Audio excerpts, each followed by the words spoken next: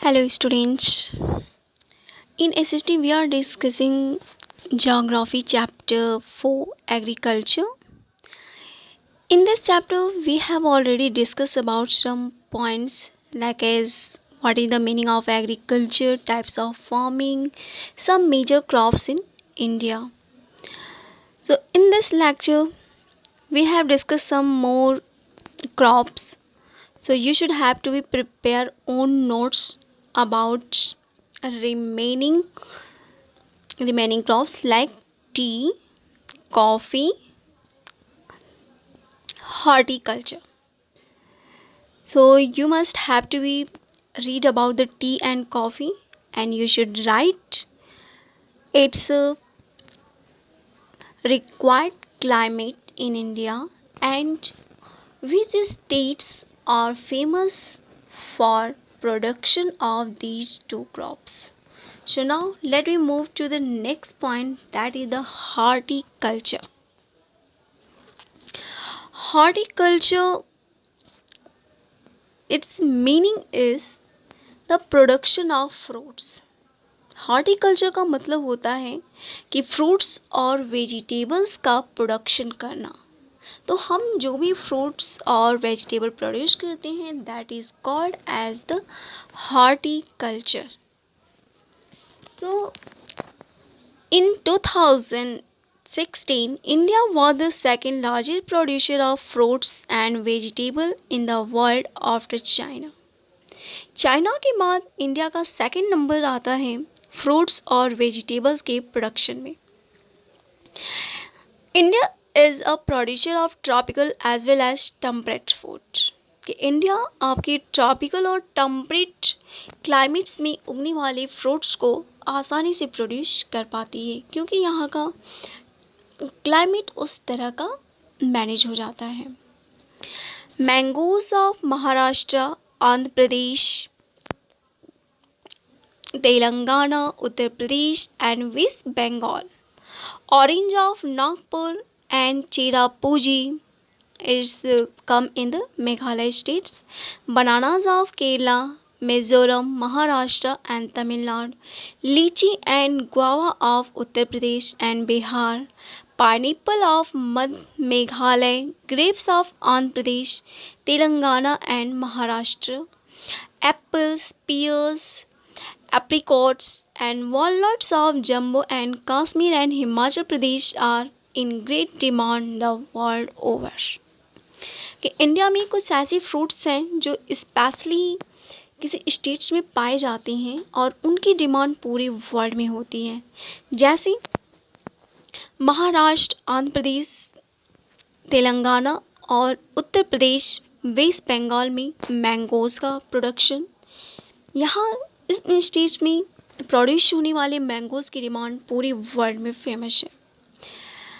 Orange of Nagpur and Cherrapunji, it mean Meghalaya, और specially Cherrapunji क्षेत्र में और नागपुर में ऑरेंजेस का प्रोडक्शन बहुत ज़्यादा होता है। केरला, मिजोरम, महाराष्ट्र, तमिलनाडु का बनाना, उत्तर प्रदेश और बिहार में प्रोडक्शन होने वाले लीची एंड गुआवा, आंध्र प्रदेश, तेलंगाना, महाराष्ट्र में प्रोड्यूस होने वाला ग्रेप्स, एप्पल, पियर, एप्रिकॉट, वॉलनट्स जो जम्मू कश्मीर, हिमाचल प्रदेश में प्रोड्यूस किए जाते हैं। तो ये ऐसे ही हमारे कुछ ऐसे फ्रूट्स हैं जिनकी डिमांड पूरी वर्ल्ड में देखने को मिलती है। India is an important producer of pea, cauliflower, onion, cabbage, tomato, brinjal and potato. कि फ्रूट्स के अलावा वेजिटेबल्स में हम आते हैं तो pea, cauliflower, onion, cabbage, tomato, brinjal and potato के मामले में भी ये बहुत अच्छा प्रोड्यूसर है।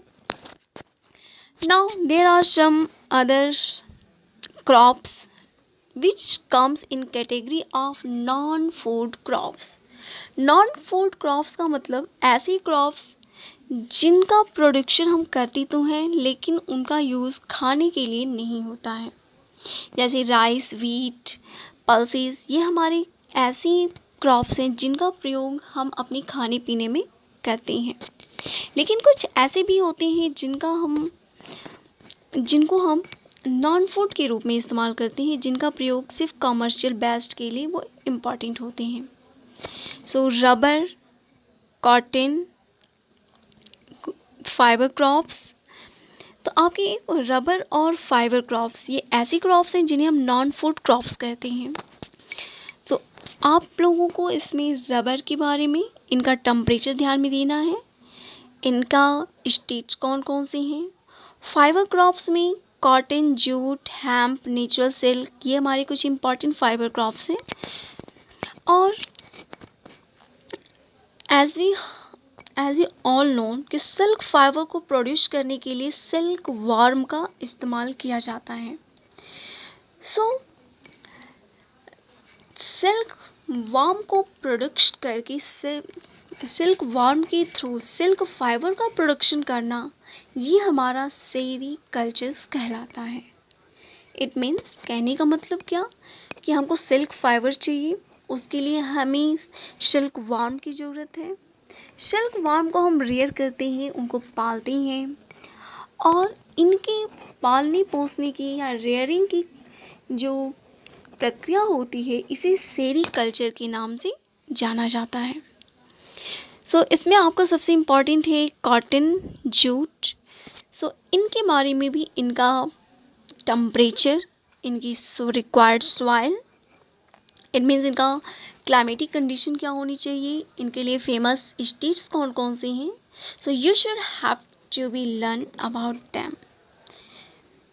Now let me move to next topic, which is the most important topic according to the examination points. कि आपके एग्जामिनेशंस के अकॉर्डिंग ये टॉपिक सबसे ज़्यादा इम्पॉर्टेंट है, स्पेशली आपके बोर्ड मेंस एग्ज़ाम्स के लिए। अब तक हमने जो भी देखा है, ये आपके ऐसे टॉपिक्स हैं जिन्हें हम मैप बेस्ड एक्सरसाइजेज में मेंशन कर सकते हैं। बट आपकी जो नेक्स्ट टॉपिक है टेक्नोलॉजिकल एंड इंस्टीट्यूशनल रिफॉर्म। तो टेक्नोलॉजिकल और इंस्टीट्यूशनल रिफॉर्म, ये टॉपिक आपके एग्जामिनेशंस के अकॉर्डिंग बहुत ही इम्पॉर्टेंट है। So let we discuss about this topic. So let me first of all discuss about technology and institutional reform means. कि technology और इंस्टीट्यूशनल रिफॉर्म का मतलब क्या होता है. So let we discuss about them. Technology का मतलब होता है कि हम अपने किसी कार्य को करने के लिए जिन साधनों का इस्तेमाल कर रहे हैं, उन साधनों को पूरी तरह से बदल देना या उनकी जगह पे नए नए टेक्निक्स ले लेना, मीडियम का इस्तेमाल करना, जो हमारे वर्क को आसान बनाती हैं और टाइमिंग कंजम्पशन कम होता है. इट मीन्स कि टाइम कम लगे और काम ज़्यादा हो सके. तो ऐसे साधनों का विकसित होना ही हमारा टेक्नोलॉजिकल रिफॉर्म कहलाता है. जैसे बहुत एंशिएंट टाइमिंग और मेडिवल में अगर हम देखते हैं तो शुरुआती दौर में ह्यूमन बींग्स अपनी खेत को खुदाई करने के लिए हलों का इस्तेमाल करता था या कुल्हाड़ियों का इस्तेमाल. इट मीन्स आपकी बहुत ही ज़्यादा डेवलप्ड चीज़ों का इस्तेमाल ना करके वो हैंड हेल्ड चीज़ों का इस्तेमाल ज़्यादा होता था. लेकिन समय जैसे जैसे बदलता गया, टेक्नोलॉजी, हमारी साइंस जिस तरह से बदलती गई, टेक्नोलॉजिकल में जिस तरह से बदलाव आते गए, तो उनकी वजह से हमारा जो एग्रीकल्चर है उसमें भी बहुत ज़्यादा बदलाव देखने को मिलता है. जैसे आज की डेट में हम फावड़े की जगह पे ट्रैक्टर का इस्तेमाल हम करते हैं, जो हमारे वर्क को आसान बना देता है. फसलों की कटाई के लिए डिफरेंट टाइप की मशीनों का इस्तेमाल होना शुरू हो गया है, जो हमारे वर्क की एफिशिएंसी को बढ़ाती हैं और टाइमिंग कंजम्पशन कम लेती हैं. इसी के साथ साथ इरिगेशन के मामले में भी बहुत सारे बदलाव देखने को मिलते हैं. तो इस तरह की चीज़ों का डेवलपमेंट से हमारी टेक्नोलॉजिकल रिफॉर्म्स कहलाती हैं. इंस्टीट्यूशनल रिफॉर्म का मतलब ये कि इन टेक्नोलॉजी को विकसित करने के लिए निश्चित है कि कुछ न कुछ उसमें सबसे पहले रिसर्च की जाती हैं, उन पे वर्किंग चलती है. तो उनके लिए एक ऐसी संस्थाओं का निर्माण करना जो इन कार्यों को आसानी से बना सके। तो आपके इस तरह का टेक्नोलॉजी और इंस्टीट्यूशनल दोनों को मिला करके हमारा कहलाता है टेक्नो इंस्टीट्यूशनल रिफॉर्म। तो हम देख सकते हैं कि आज की डेट में एग्रीकल्चर्स को बहुत अच्छा इफ़ेक्टिव बनाने के लिए डिफरेंट टाइप की कॉलेजेस का इस्तेमाल किया जा रहा है, डिफरेंट टाइप की वहाँ पर ट्रेनिंग सेंटर्स ओपन किए जा रहे हैं जो फार्मर्स को उसके बारे में जानकारी देते हैं और उनको कम से कम लैंड एरिया पे मैक्सिमम प्रोडक्शन के बारे में उनको जानकारी देती हैं कि हम किस तरह से ये चीज़ें पॉसिबल हो सकती हैं।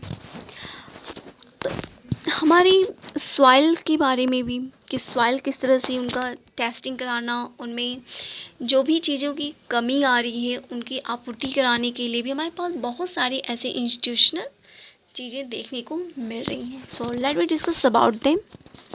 It was mentioned in previous passage that agriculture has been practiced in India for thousands of years.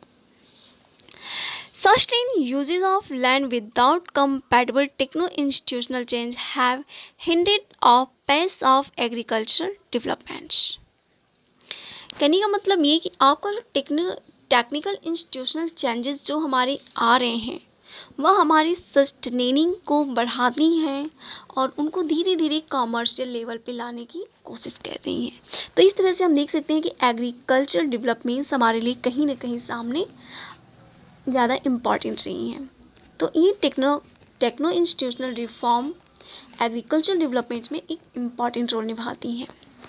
In spite of development of sources of irrigation, most of the farmers in large parts of the country still depend upon monsoon and natural fertility in order to carry on their agriculture. कि आज की date में हमारे जो developments हो रहे हैं इसके बावजूद भी बहुत से ऐसी फार्मर्स हैं हमारी कंट्री में जो अभी भी मानसून पे डिपेंड हैं, नेचुरल फर्टिलिटीज़ पे ज़्यादा ध्यान देते हैं अब एग्रीकल्चर्स को सेट करने के लिए या प्रोडक्शन को बढ़ाने के लिए। For a growing population this poses a serious challenge. तो अब इसके लिए भी हमारे साथ बहुत बड़ी प्रॉब्लम आ रही है इससे कि हम मानते हैं कि हमें नेचुरल फर्टिलिटी की ज़रूरत है, मानसून पे हम डिपेंड होते जा रहे हैं। तो ये हमारे लिए कहीं ना कहीं एक प्रॉब्लम क्रिएट कर रही है और प्रॉब्लम इसलिए आ रही है क्योंकि हमारे पास पॉपुलेशन बहुत ही ज़्यादा है और जिस तरह से इनमें इंक्रीमेंट हो रही है, जिस तरह से ग्रोइंग हो रही है पॉपुलेशन में, उनके लिए निश्चित है कि फूड की रिक्वायरमेंट्स होती है। तो उनकी रिक्वायरमेंट्स को पूरा करने के लिए निश्चित है कि हमें एग्रीकल्चर को बेहतर बनाने की ज़रूरत है। सो इस वजह से ये हमारे लिए एक चैलेंजिंग प्रॉब्लम भी है, ये एक सीरियस चैलेंज है। Agriculture, which provides livelihood for more than 60% of its population, needs some serious technical and institutional reform. कि आज की डेट में एग्रीकल्चर 60% पॉपुलेशंस को जीविका का साधन बना हुआ है। तो इस वजह से भी इसमें कुछ टेक्निकल और इंस्टीट्यूशनल रिफॉर्म की ज़्यादा आवश्यकता है। Collectivisation, consolidation of holdings, corporations and obligation of zamindari were given priority to bring about institutional reform in country after Independence Day. कि इंडिपेंडेंस डे के बाद भारत जब आज़ाद हुआ उसके बाद से यहाँ पर कलेक्टिवाइजेशन इट मीन्स कि जो हमारे पास ज़मीनें हैं इधर उधर पड़ी हुई हैं उनको आपस में जोड़ना।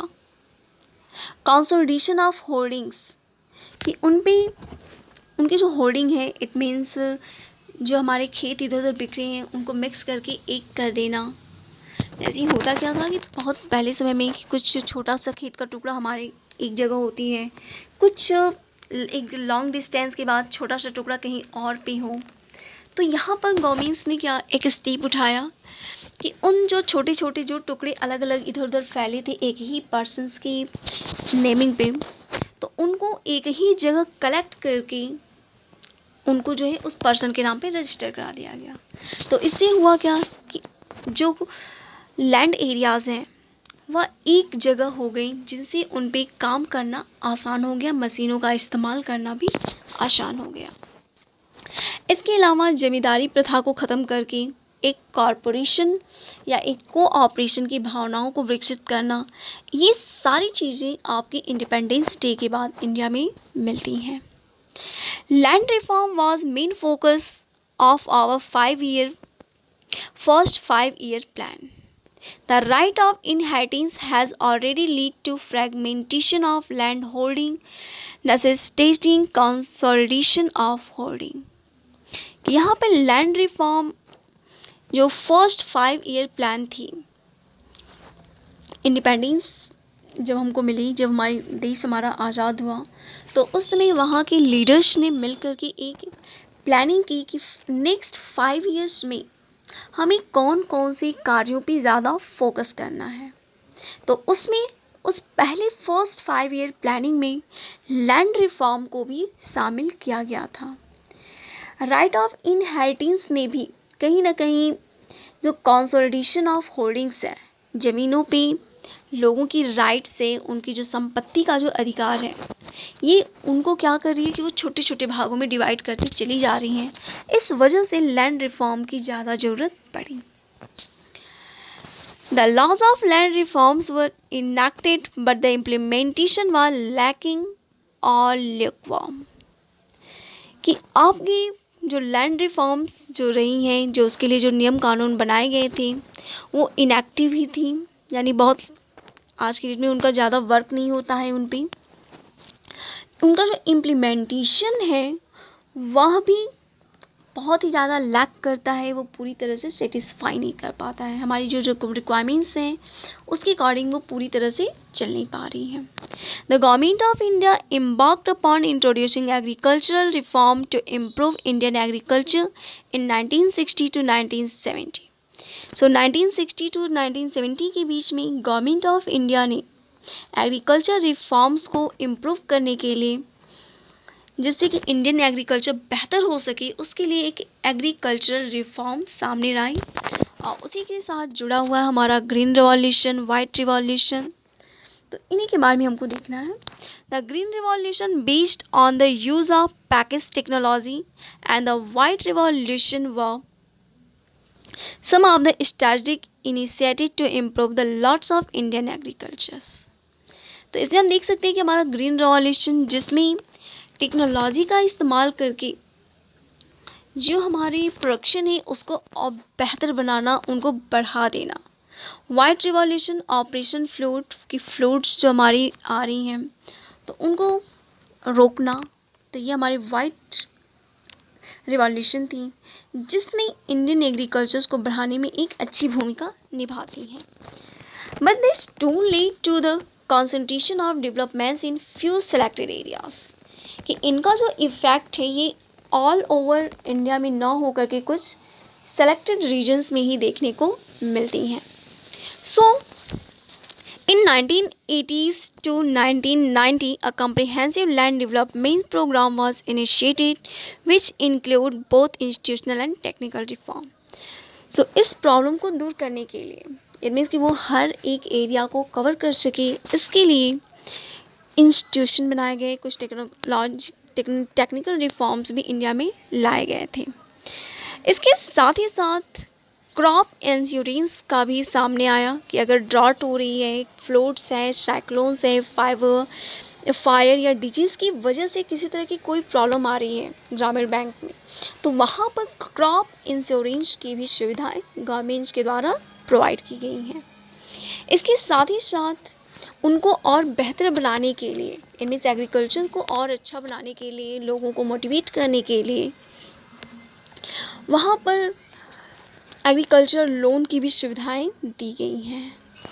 नेक्स्ट इज यहाँ पे और अच्छा काम किया गया है, किसान क्रेडिट कार्ड या KCC, personal accident insurance scheme. ये आगे कुछ ऐसी स्कीम्स इंट्रोड्यूस की गई हैं गवर्नमेंट्स के द्वारा, जो फार्मर्स को बहुत ही ज़्यादा बेनिफिट प्रोवाइड कराती हैं। इनके थ्रू वो डिफरेंट टाइप के लोन्स का इस्तेमाल कर सकती हैं, या उनको जो भी रिक्वायर्ड की चीज़ें हैं अपनी फैसिलिटीज़ को लेने के लिए, तो उनको सभी को वो आसानी के साथ ले सकते हैं। Special weather of bulletins and agriculture programmes for farmers were introduce on radio and television. इसके साथ ही साथ गवर्नमेंट्स ने टेलीविज़न और रेडियो के माध्यम से उन्होंने बहुत ही स्पेशल वीदर बुलेटिन्स को सामने रखा है, जिससे लोगों को किस वीदर में कौन सी फसल सबसे बेहतर हो सकती है, उनका प्रोडक्शन अच्छा हो सकता है, तो इन सारी चीज़ों के बारे में जानकारी देने के लिए, साथ ही साथ उनको टेक्नोलॉजी का इस्तेमाल करना, नई नई चीज़ों को सामने रखने के लिए भी इस तरह की बुलेटिन प्रोग्राम्स को टेलीविज़न और रेडियो पे चलाए भी जाते हैं। The government also announce the minimum support price.